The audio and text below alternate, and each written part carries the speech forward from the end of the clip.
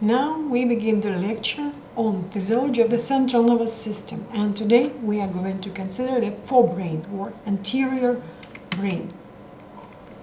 Forebrain. This time I decided that the window of camera is not necessary because any moving object in the visual field in the screen will be just distracting, so it's enough to have voice and camera will be not necessary. So let's start.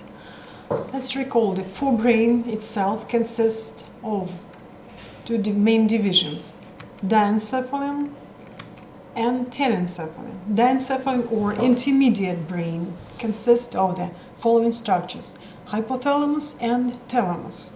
Then telencephalon or final end brain contains the following parts: limbic system, the basal ganglia, and cerebral cortex. Let's begin from recalling the main structures that we have considered and some that we are going to consider. Lower level of the brain was the medulla and pons. Together with the cerebellum, medulla and pons form the hindbrain or posterior brain. Then we also considered midbrain. And now we come to the diencephalon structures, hypothalamus and thalamus. The other structures of the upper brain, not all of them can be seen here, and they lie above all the shown structures. And some are located deeply in the hemispheres, so we'll see in the next slides. Let's begin from the diencephalon. Diencephalon, first structure, the thalamus. Thalamus itself is the gray matter with numerous nuclei, and functionally these nuclei can be divided into the three groups. They are specific, non-specific, and associative nuclei. The specific thalamic nuclei relay sensory information to the specific cortical areas. For example, the lateral geniculate nuclei relay visual information to the visual cortex, which is located in the occipital part of the cortex. Then lateral geniculate nuclei relay auditory information to the temporal lobes, where auditory cortex is located. The non-specific thalamic nuclei, according to name non-specific, they pass to many areas of the cortex without choice, just non-specifically everywhere. And actually they are the part of the reticular activating system. The brainstem reticular formation, especially its rostral portion, sends upward ascending pathways that finally come to the cortex. And after the brainstem reticular formation, the next point is the non-specific nuclei of the thalamic area. So RAS, reticular activating system, comes to the whole cortex and excites this cortex. Thus, this system promotes the alertness state, increases the level of attention when it's active, and also involved into a process of arousal from sleep, which comes in response to sufficiently strong sensory stimulus. Let's recall about reticular formation. Partially we studied it before, and let's now recall this. The lower portion of the brainstem reticular formation, it's called caudal or tail. Caudal portion sends descending pathways to the spinal cord, and these reticular spinal tracts both can produce excitatory and inhibitory influence depending on a group of muscles. And upper portion or rostral portion of the reticular formation projects their pathway up to the cortex, and this is rostral portion that modulates forebrain activity and generally sends the ascending activating pathways to the whole cortex non-specifically, and it always excitatory influence. The third type of thalamic nuclei, the associative, important for processing and integration of numerous sensory signals that finally come to the associative cortex areas. Thus, all three types of nuclei we considered, and also it's necessary to add that the thalamus is the highest subcortical center of pain. This protective sensation has formation in the highest level of the thalamus. Diencephalon. Next part is hypothalamus.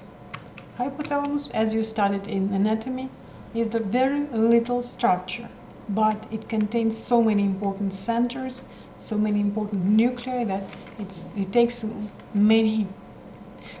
long time to consider all them. Structures of the hypothalamus according to anatomy: the tuber cinereum, it's translated from Latin like simply gray tuber. Then infundibulum, which is the funnel translation. Then mammillary bodies, I hope it doesn't need translation. Then gray matter of the cerebral ventricle.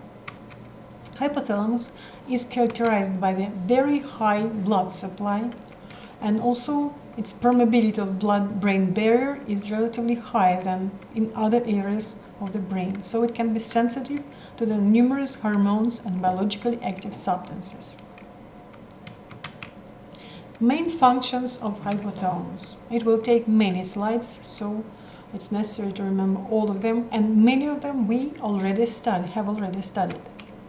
For example, the first one of the very important functions of the hypothalamus, regulation of the endocrine functions. So through hypothalamic pituitary system, this regulation is performed. Let's recall the influence of hypothalamus on pituitary and then pituitary on the other glands. First, releasing hormones are produced in the hypothalamic cells, neuroendocrine cells, and they release these hormones into blood, in the capillaries of the hypothalamus. These capillaries then gather into portal vein of pituitary gland. This vein goes down to anterior pituitary, where it again is broken into numerous capillaries, and through these capillaries the hormones that produced in the hypothalamus finally reach the cells of the anterior pituitary, endocrine cells, that in response secrete its hormones into blood. So these hormones, shown in blue, come from hypothalamus down and bind to the receptors of the endocrine cells of anterior pituitary. In response, anterior pituitary secrete their tropic hormones into blood. So this is a way to control many glands.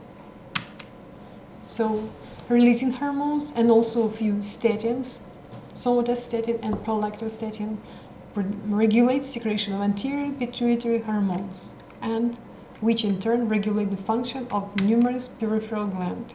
That's something we have studied already, so you can see. Therefore, through anterior pituitary, hypothalamus controls the thyroid gland, adrenal cortex, sex glands, and the other functions, not only endocrine glands, but the other functions of the body. Also, let's recall about posterior pituitary. Hypothalamic supraoptic and paraventricular nuclei produce hormones vasopressin, ADH, and oxytocin, which are secreted from the posterior pituitary. So supraoptic and paraventricular nuclei, neurons, release the hormones from their axons, and axons ends are located in the posterior pituitary, where they come to capillaries, and finally the hormones are secreted into capillaries in the posterior pituitary. Then, next function, very important, is control of the autonomic system. Hypothalamus is the high autonomic center. This little part controls all located lower centers of sympathetic and parasympathetic system. Anterior group of hypothalamic nuclei produces parasympathetic effects, so it controls parasympathetic system, while posterior group of nuclei produces sympathetic effect and controls these effects. Thus, hypothalamus may regulate cardiovascular system, respiratory system, digestive system, and other system and organs of the body.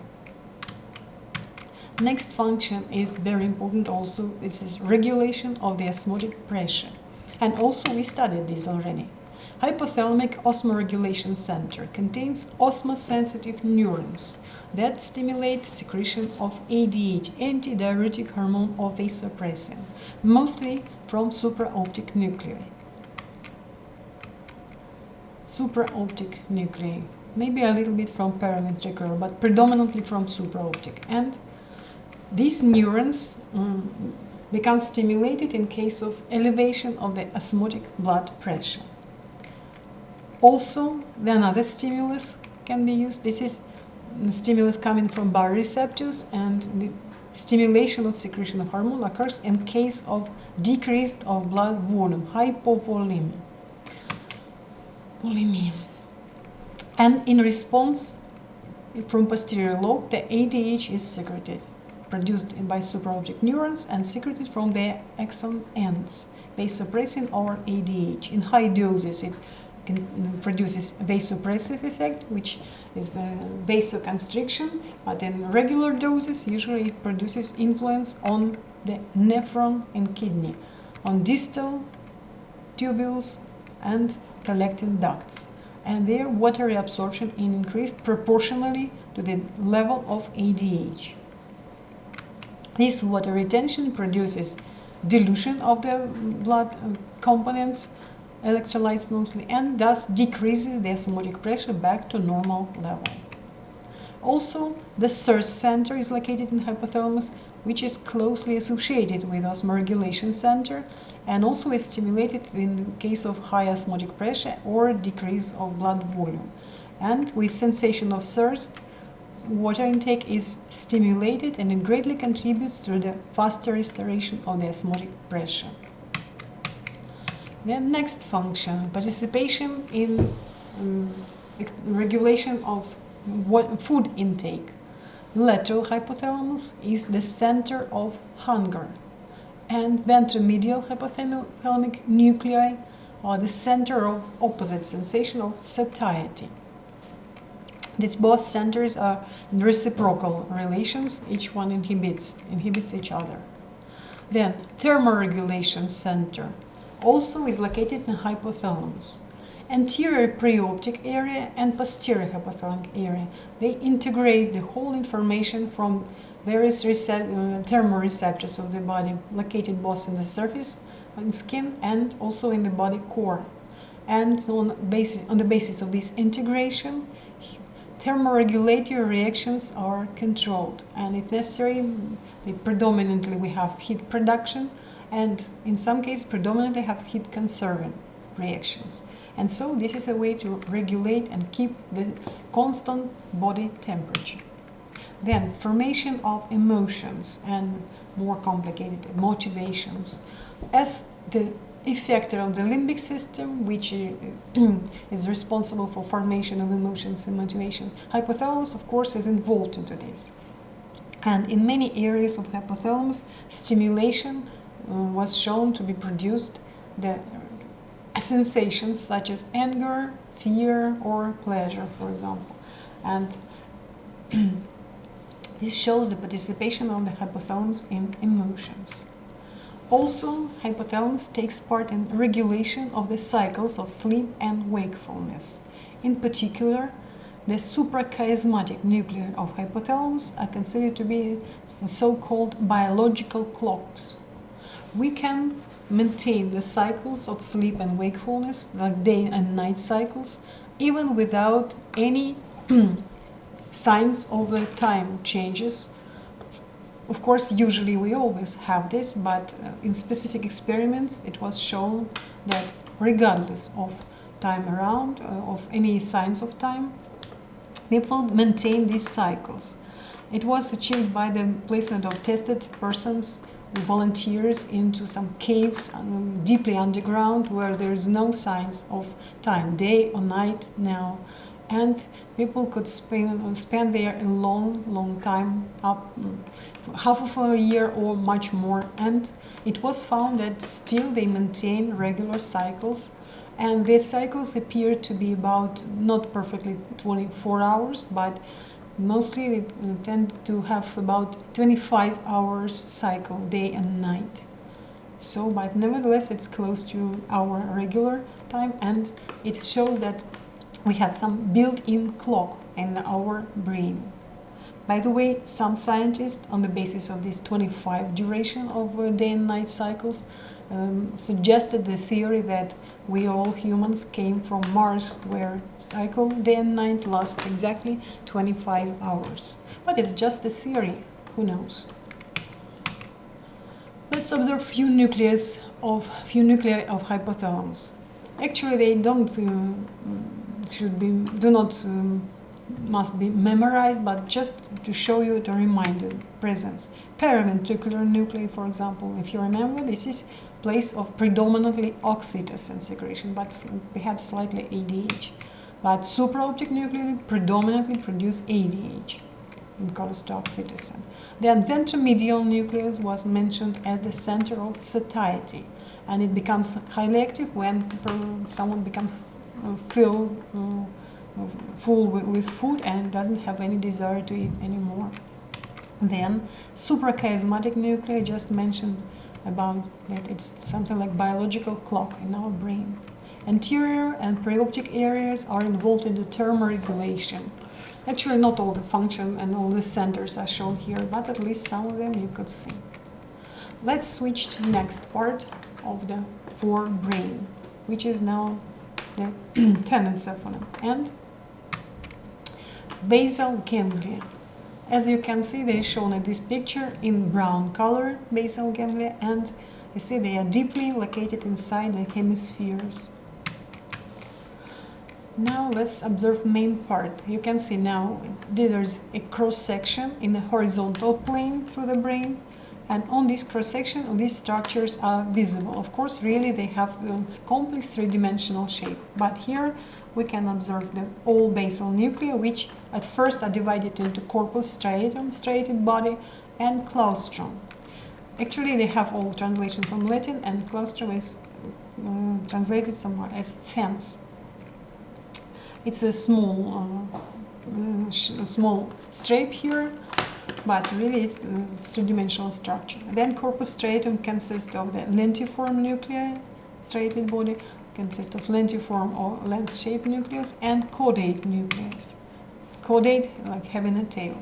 But in turn, lens-shaped lentiform nucleus consists of the two structures, putamen and globus pallidus. Globus pallidus can be translated as pale globe, and putamen as a shell. So we see that complex structures taken together as the basal ganglia.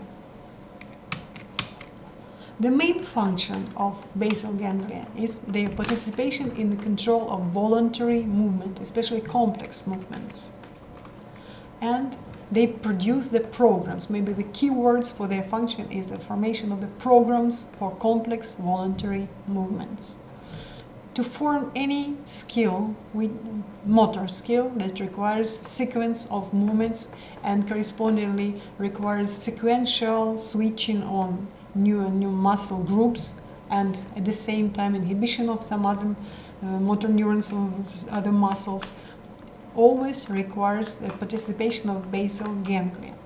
And formation of the skill is based on basal ganglia function, because in the beginning of this formation, the movement is not perfect and it just in the process of studying. And gradually, repetitively, production of the same movement gives us the ability to do it easily, quickly, and practically without efforts, almost automatically, subconsciously sometimes. This is the result of basal ganglia functioning, formation of programs for complex voluntary movements. And how it's achieved. The basal ganglia have the complex bilateral connections with main parts of the motor cortex. Of course, simplest primary motor cortex, which is precentral gyrus, then nearly located parts of the frontal lobes, premotor and supplementary motor cortex. These bilateral connections help constantly to revise the movement during the performance, and this is a participation of basal ganglia involuntary skilled movements. For example, you can see here a neural circuit for subconscious execution of already learned movements.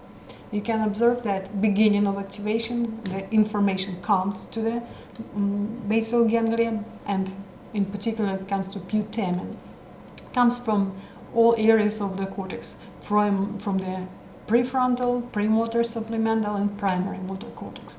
But then it's processed, passed between the parts of the basal ganglia, and finally is sent predominantly to primary motor cortex and premotor supplemental cortex.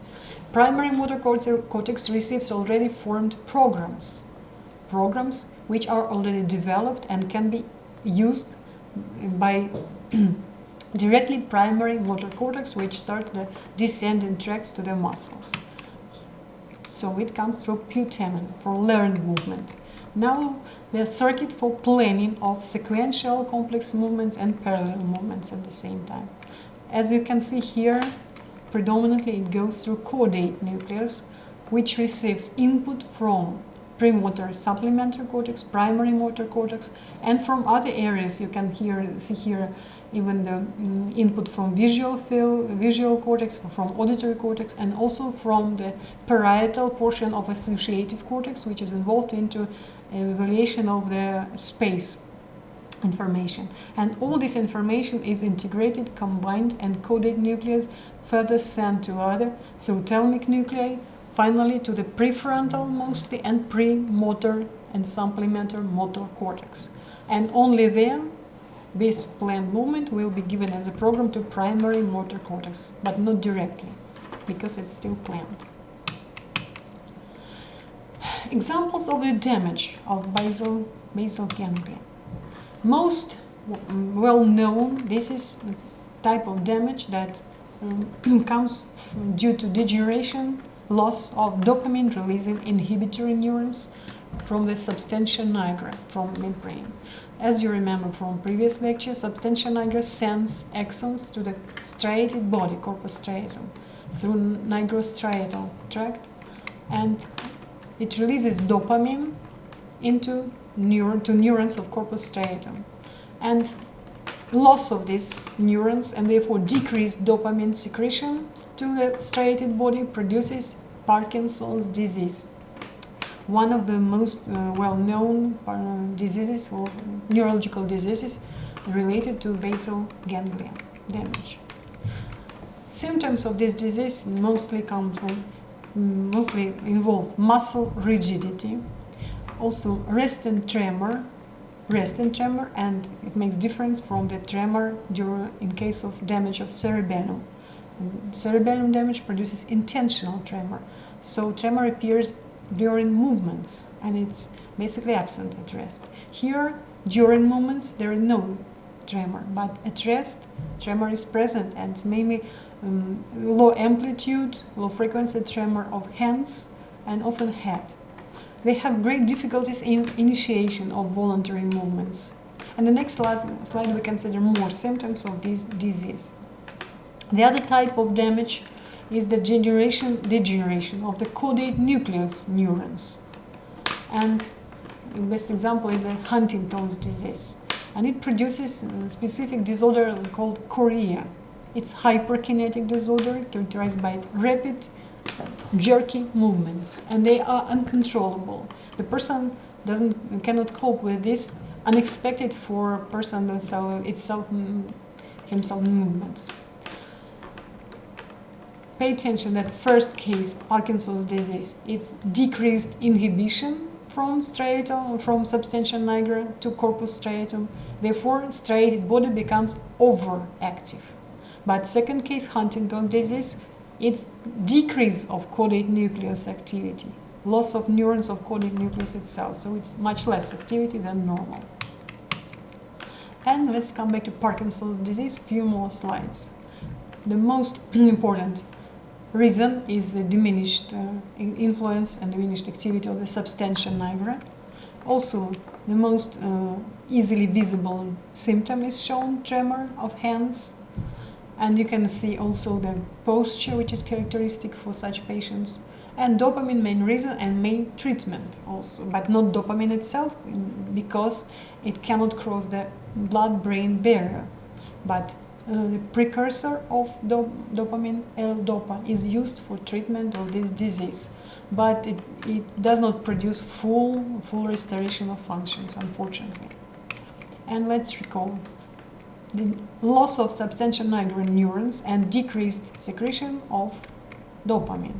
Compare, left side shows secretion of great amount of dopamine, while in Parkinson patient you see just a little amount of the dopamine secretion. So this is basic reason of excessive activity of striated body neurons, and it produces disbalance between parts of the basal ganglia. And here you can see most of symptoms shown in the picture and listed here. Perhaps most widespread is rest and tremor, predominantly of hands. But also there is specific Parkinsonian gait. What is included into this gait? First, shuffling steps. Each step is very short, very cautious, slow, and shuffling, not to taking feet up from the ground.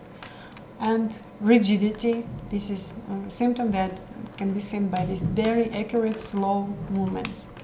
Movements are really slowed, and you can observe freezing stops on the way. And arm swinging is also reduced.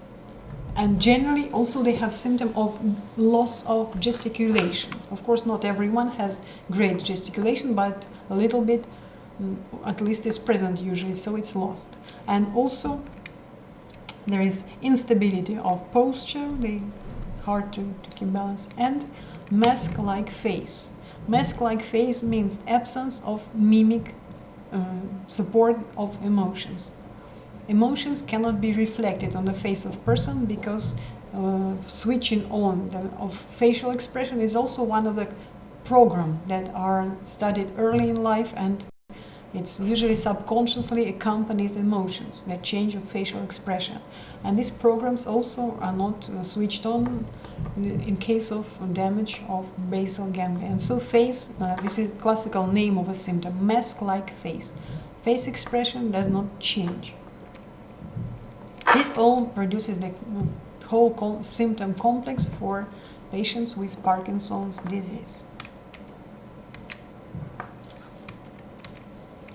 Dopaminergic pathways in the brain. As we already mentioned, the dopaminergic neurons of the substantia nigra. Let's recall one more dopaminergic pathway. But first, nigrostriatal system, which is involved to motor control.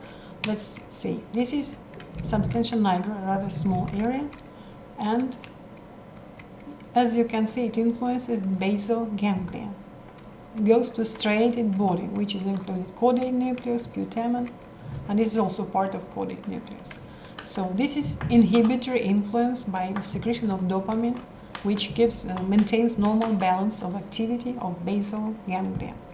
But another dopaminergic system is present in the brain, and it's mesolimbic system, which is the system of the emotional reward, the sensation of satisfaction and pleasure, and as a result of some actions that brought this emotional reward.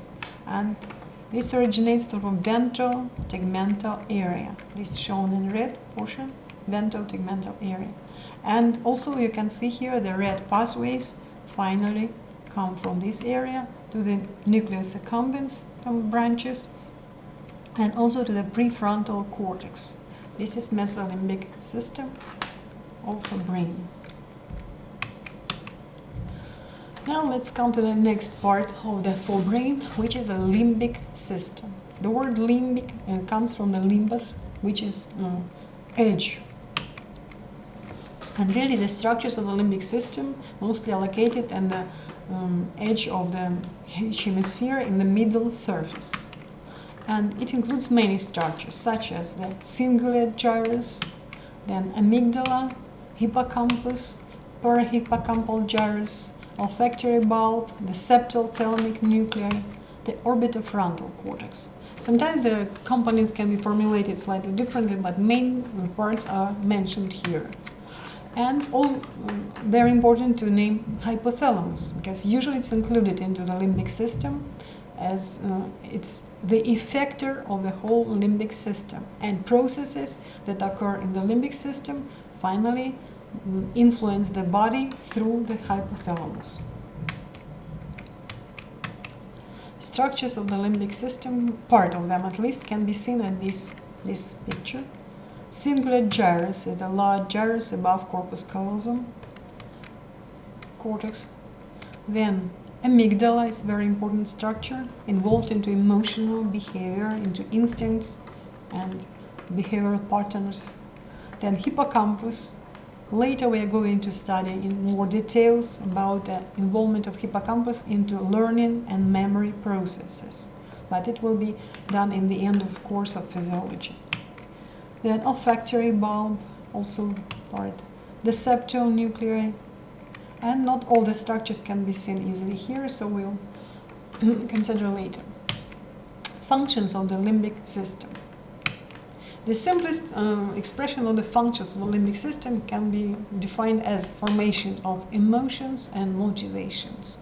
And just by this, it influences many behavioral patterns of humans and involved into many instincts and so on. But also, generally, we can say that the limbic system provides an adjustment to the environment and homeostasis maintaining due to regulation of many autonomic and somatic functions. Then, formation of behavioral reactions and instincts for survival of individual organism and as a whole species of the organisms. Hippocampus and other structures participate in the processes of formation of memory. And in particular, hippocampus is responsible for transfer of information from short-term into long-term memory. And lesions of hippocampus produce absence of this process, and therefore long-term memory cannot be established, except for motor skills, but motor skills require other structures. Then reward centers and punishment centers also are found in the limbic system, the so-called center of pleasure. Mostly it's well known that it was found approximately in the middle of previous century that the brain, the limbic system and hypothalamus also contain centers which are the centers that produce pleasant sensations, and at first it was found in rats which had electrodes inserted into their brain portions, and when electrode end was placed in such a center and the rats were allowed to press pedal that sends impulses directly to this electrode, these rats actually lost all the interest to their food, to other rats and to anything around. Just they pressed these pedals for many times per second, as much as they could, until they become so much tired that they could drop nearby. And after restoration, they again started to do this. So it was established that it was really center of reward. And punishment centers are present in the limbic system as well, and these centers of course produce the opposite reactions of fear, panic, of displeasure. And also it was established that if it was possibility to stop sending of impulses, opposite case, the pedal pressing stopped sending impulses to the electrodes placed in this area. And if rats who have had this possibility, they really press the pedal to stop the stimulation of centers which produced negative emotions. It's very strong influence on the body. And also olfactory centers belong to the limbic system. Now we move to the cerebral cortex. As you know from anatomy, the cerebral cortex consists of the 4 lobes. Here they are shown in different colors. Frontal lobe colored in yellow, big portion of the brain. Then also very big parietal lobe, the temporal lobe in the lateral side, and posterior cortex is the occipital lobe. So the 4 lobes of the cerebral cortex. And functionally, we divide all cortex area into the motor areas, sensory areas, and associative areas. Let's start from motor areas. The primary motor area, and let's see both now, the motor and sensory primary areas, which are located in correspondingly one motor cortex, primary cortex, is located in the precentral gyrus, located ahead from the central sulcus of the brain, while the sensory, simply somatosensory primary cortex is located in the postcentral gyrus. So they both sides of the central sulcus. And you can see that they both, this gyrus has representation of the whole body, and principle is similar. The head is represented in the lateral portions of this gyrus, of each gyrus correspondingly, while then face, hand is represented in the medial portion, and finally the trunk is represented in the upper portion of the cortex, and the leg representation areas come deeply into the space between hemispheres to the medial surface. So basically it's similar for both motor representation and sensory. But of course it's different that motor cortex sends descending impulses to control skeletal muscle, while sensory cortex receives sensory input from the receptors of the body and forms the sensation on the basis of these impulses. And also you can notice that representation of each part of the body is not in proportion to the size of this body portion, but it represents the density of receptors. And receptors are not equally dense throughout the whole body. And maximal receptors, now we are talking about the right side of the picture, maximal receptors are located in the facial area, also in hands and feet, maximal, and much less in the trunk and many other areas of the body. But similarly, the face and hands are represented mostly for the left side, where motor areas are shown. But here it refers not to receptors, of course, but refers to the great control of muscles, skeletal muscles. Muscles for facial expression, for vocalization, muscles for control of the hand movement, which are very precise and very fine. So here we also have similarity. Of course, a great difference that the left side motor control represents control of muscles, and right side represents the density of receptors that have input to the somatosensory area. But in both cases, it's easy to remember that face and hand are #1 areas for representation in the body. And if we try to produce the picture of the body, not proportionally to the size of each part of the body, but proportionally to the motor control or sensory control, it will be rather similar, and it looks like the following picture. The very big face, especially with lower portion, with lips and tongue, and very big hands and also feet. But this picture is created perhaps predominantly for the sensory representation, for the right side, because lips are #1 for sensitivity. But if we produce similar picture for the left side, it will be not very much different, but not perfectly like this, because mostly we control not only lips.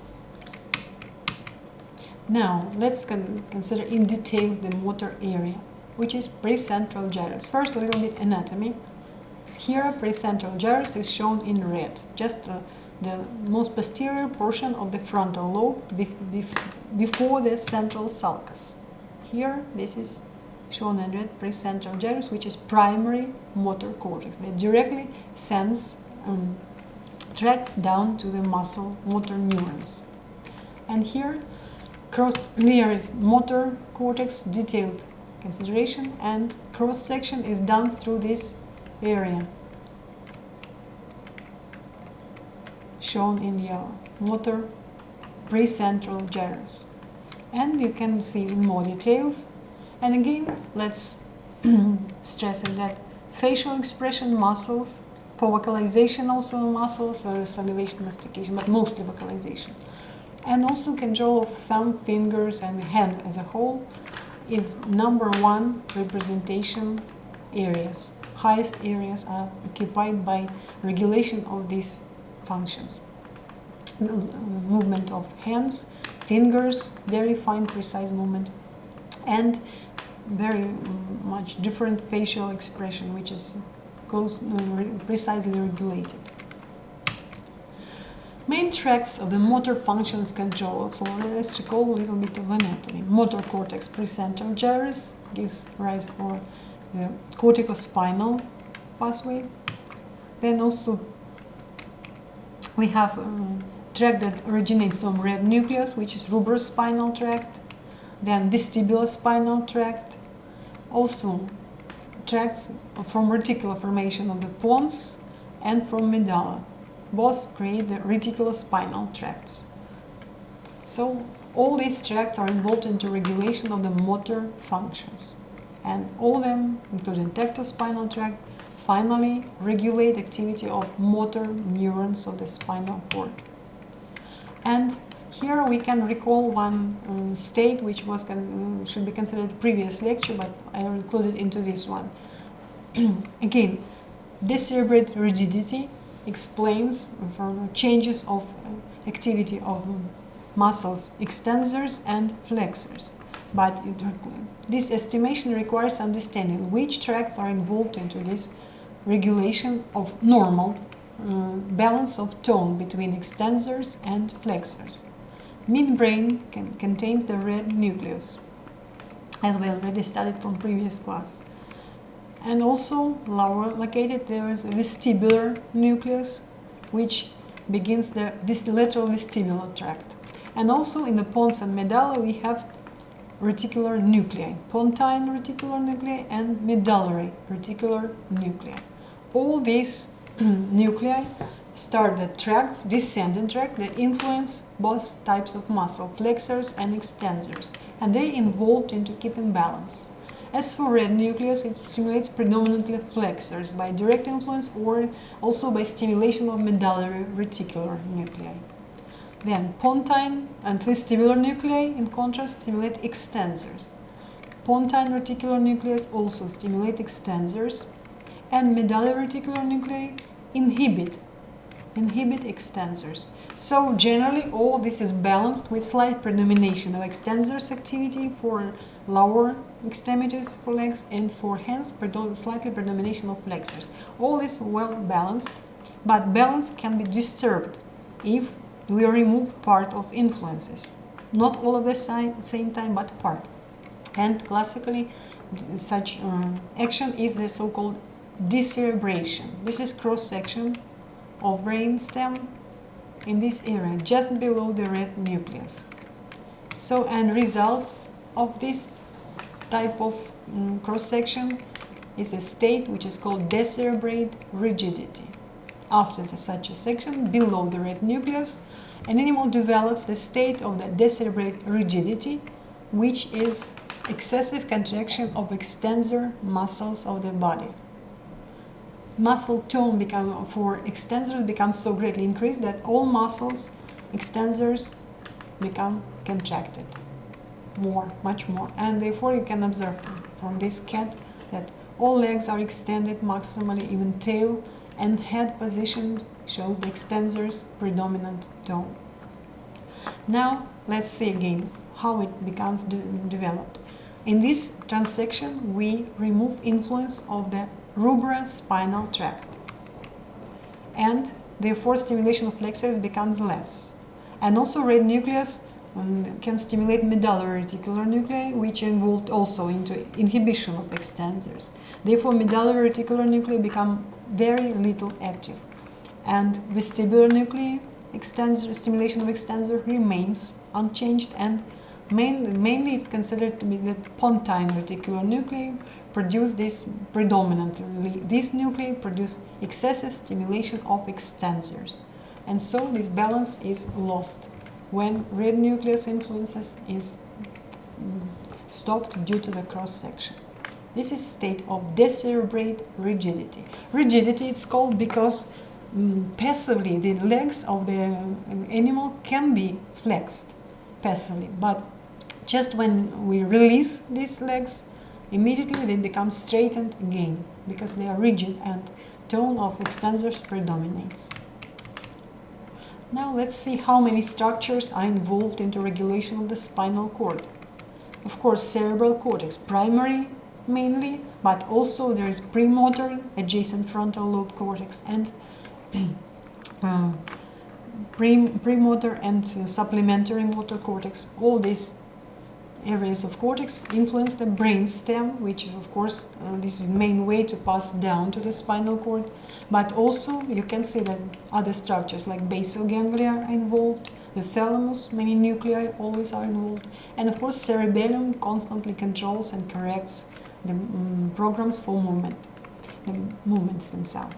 And all this comes down to alpha motor neurons, and these alpha motor neurons are the so-called final common paths. All these influences become finally convergent on the alpha motor neurons, which finally send impulses to the muscle. And there is no other way to reach muscle by impulses, only through alpha motor neurons. Therefore, all influences, all regulatory controlling impulses are combined on the integrated by alpha motor neurons, and their resulting level of activity, as you can see, is very precisely controlled. And let's observe one more time about the plan of control voluntary movement. When movement is just planned, the idea comes from the frontal lobe or from association areas, but through association cortical areas, the information is given to the cerebellum and to basal ganglia. They all participate in different way. Ganglia produce the programs, begin to create program, and lateral or switch already present program, already created, and cerebellum also is involved into planning. And finally, this information is given to premotor and motor cortex. And when execution comes, cerebellum participates in the control of movement. So planning involves associative cortex together with basal ganglia and cerebellum. And of course, finally, at final stage, the primary motor cortex participates. And execution is performed by premotor cortex and control from cerebellum. And somatosensory area. This is post-representation area. Primary somatosensory area is post-central gyrus. Here it's shown in blue. This is just behind the central sulcus, the first part of the parietal cortex. This is primary, and adjacent areas are involved into secondary analysis. And again, let's observe representation. Again, legs are represented in the middle portion of the cortex, and head and the lateral portion.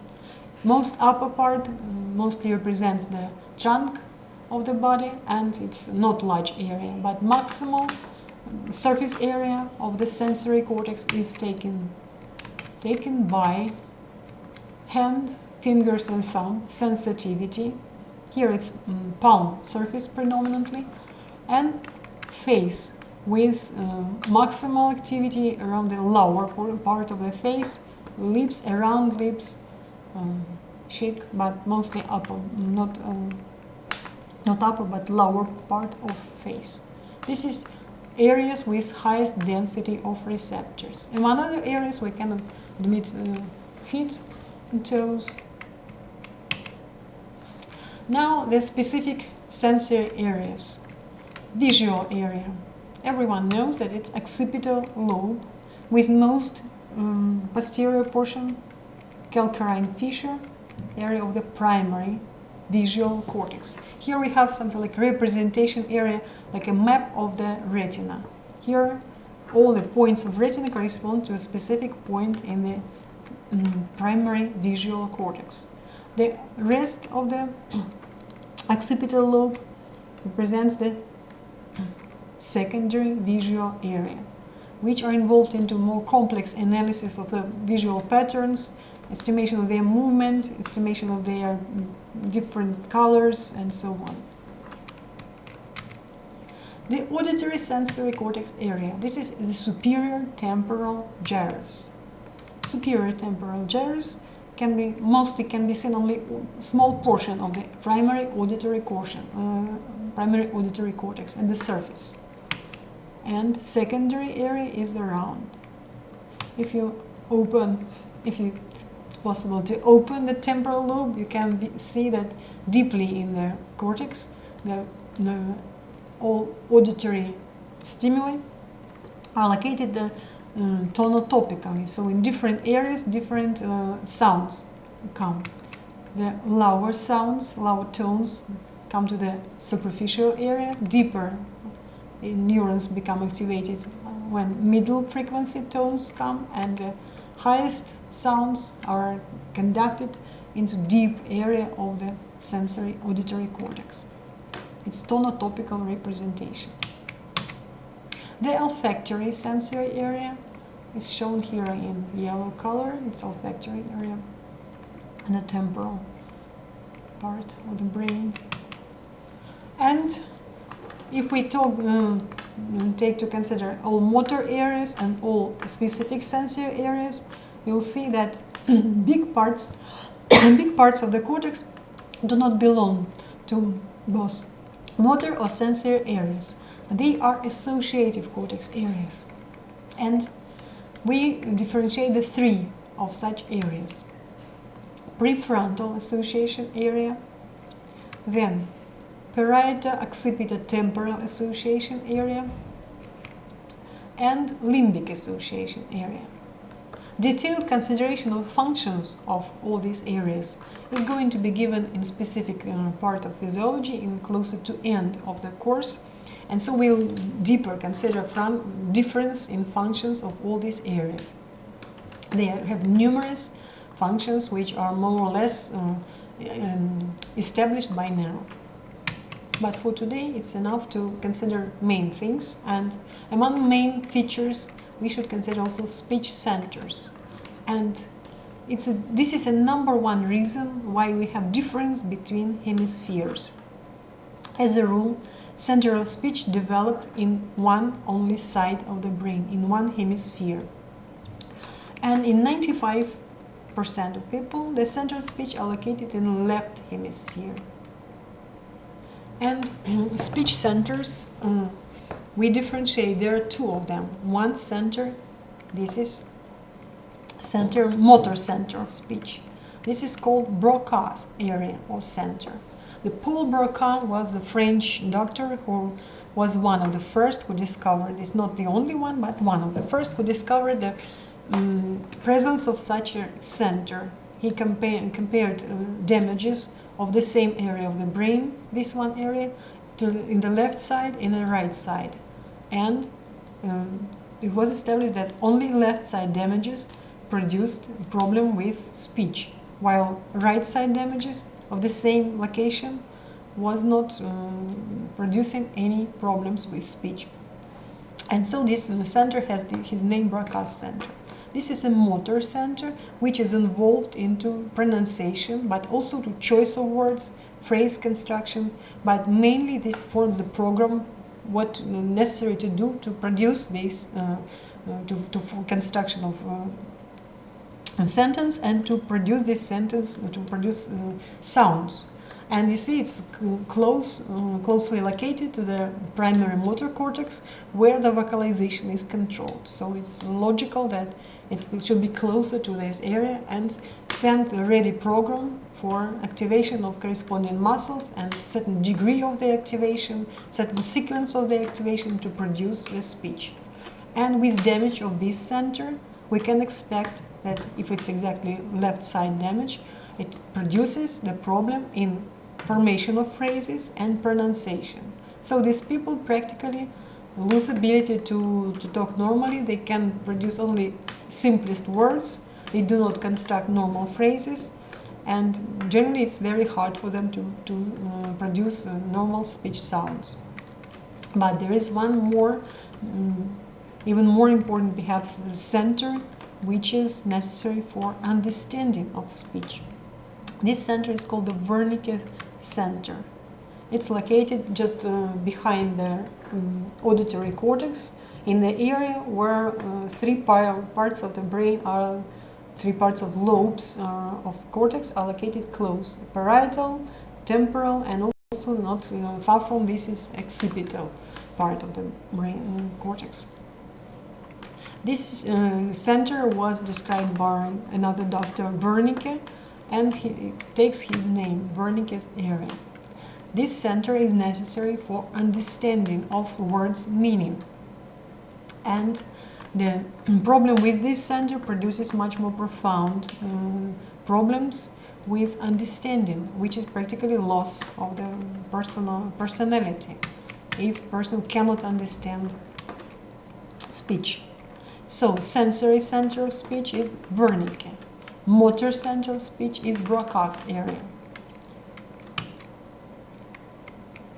Speech comprehension and abstract thinking. Why it's the function of the sensory center of speech? Speech comprehension, yes, but abstract thinking, why? Actually, abstract thinking requires understanding of meaning of words, because any abstract thing cannot be imagined like a simple object, like simple nouns that simply are used to name objects seen around. So we can manipulate with the objects instead of words, at least mentally. But when it comes to the abstract objects and any philosophical considerations, any theories require understanding of words. Without these labels, the words cannot be used. Therefore, any abstract thinking always involves the sensory center of speech. But motor center, necessary to form words and phrases and to control the pronunciation of these words or vocalization. Now let's come to the types of brain functions investigations. One of the oldest types of investigation is electroencephalography. Now it's a routine investigation that gives some information accumulated during usage of this method, and basis of this method is recording of the electrical currents that are created mainly by cortical synaptic potentials. And to make such a record, electrodes are placed over the skull from both sides symmetrically over the main lobes of cerebral cortex. Number of electrodes can be different. For simplest investigation, number is less. For more detailed investigation, number is higher, but at least above each lobe, a pair of electrodes should be located. Electrodes are placed in the skin using an adjustable cap that helps to fix the electrodes on the surface of skin. Of course, the best if the skin has no any hair, but it's not easy to get only bald patients. Therefore, in any way, it's simply processed with the spiritus to cause better contact of electrodes with skin, and it's enough. And recording can start, but it's necessary, of course, to follow the electrode placement correctly. Here you can see the scheme of application of electrodes when many of them are used. And finally, we can record the electrical activity. And according to experience already, we differentiate at least 4 basic types of electrical activity on the encephalography. These basic types, we start from the regular activity, usual activity of the brain when we are awakened and when we are active. These are called beta waves. Their frequency is from 14 to 35 Hertz, which means 14 to 35 oscillations per second. And oscillations are very fast and quickly changing, therefore high frequency is accompanied by low amplitude, because this line is a product of summation of numerous postsynaptic potentials. And the more impulses come, practically the more is activity of neurons. The more impulses come, the faster summation occurs, and quickly changing of product of summation results in very low amplitude of record. And so it's minimal amplitude rhythm, but with higher frequency. This rhythm is characteristic for high activity of brain when we are active and when we are alert and attentive, and it's easily recorded in frontal lobes and parietal, frontal lobe and temporal lobe, and can be achieved but less easy in occipital and parietal lobes. Beta waves, you see, they correspond to mental activity and, of course, state of wakefulness. Next type is a smaller frequency type of rhythm, alpha rhythm. You see, alpha waves have frequency less. 14 is the lower limit for beta waves, but higher limit for alpha waves is 13 Hz, 8 to 13 Hz. And you see, this type of rhythm is of higher amplitude and more symmetrical, more synchronized. So, this rhythm occurs when the brain is at less level of mental activity, less alert, more relaxed, and especially alpha waves can easily appear on the brain activity when the person closes eyes.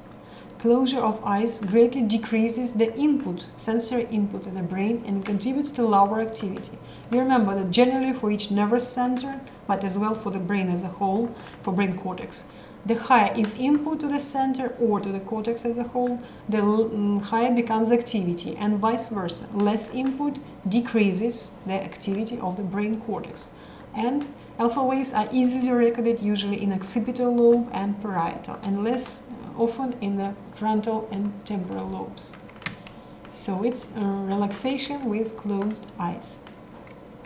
Next types of brain activity can be observed not during wakefulness, but during the sleep naturally. These are theta waves and delta waves. Theta waves, you see, less than alpha waves 8 Hz, 7. So from 4 to 7 is the theta waves. And finally, delta waves are waves with minimal frequency, no more than 3.5 Hz, just a few oscillations per second. And it has highest amplitude. These types of activity can be observed during sleep. When sleep gradually becomes deeper and deeper, alpha waves come to the theta waves, then theta waves finally become delta waves. Also, in some abnormal states, hypoxia or narcosis, we can observe such waves. If there is a transition from awakened state to sleeping state, it goes exactly, not in alphabetical order, but like it's shown here. From active brain beta wave, we come to the alpha wave gradually, just close eyes, relax, and gradually alpha waves appear predominant. Then, after a certain time, there is a transition to theta waves, and finally to delta waves. And delta waves correspond to the deepest sleep of the person. And you can observe also that generally from beta through alpha to theta to delta waves, we have gradual decrease of frequency of waves, and at the same time we have increase of amplitude. As for frequency, it's better to remember this frequency, and for a simple memorizing of this, you better make a point of view 3 to 13 Hz, like a reference point.